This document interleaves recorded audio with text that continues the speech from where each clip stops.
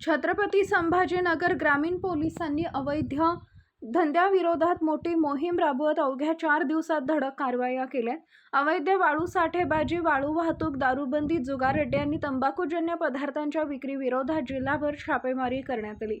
या कारवाईत 191 गुन्हे दाखल करून 268 आरोपींवर कारवाई करण्यात आली असून तब्बल 1,91,70,495 रुपयांचा मुद्देमाल जप्त करण्यात आलाय। ग्रामीण पोलीस अधीक्षक प्रकाश जाधव यांच्या मार्गदर्शनाखाली 7 ते 10 जुलै या कालावधीत जिल्ह्यात विशेष मोहीम राबवण्यात आली। या मोहिमेत प्रथमच अवैध वाळू साठेबाजीवर लक्ष केंद्रित करण्यात आले। गंगापूर तालुक्यातील नेवरगाव, जामगाव, झोडेगाव, आपतगाव, अनंतपूर, गंगापूर आणि मुरमा फाटा परिसरातील 9 ठिकाणी छापे टाकून 2,337 ब्रास वाळू जप्त करण्यात आली।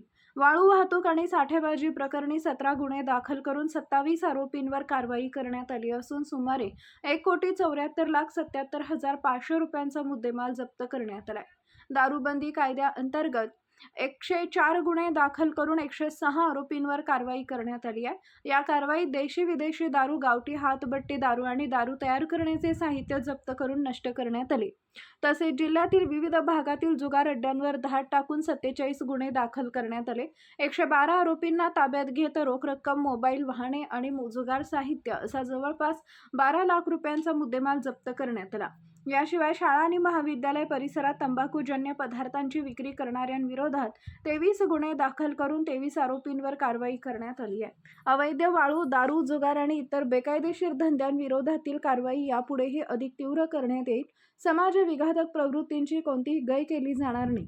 नागरिकांनी अशा अवैध व्यवसायाची माहिती पोलिसांना द्यावी, त्यावर तात्काळ कठोर कारवाई केली जाईल।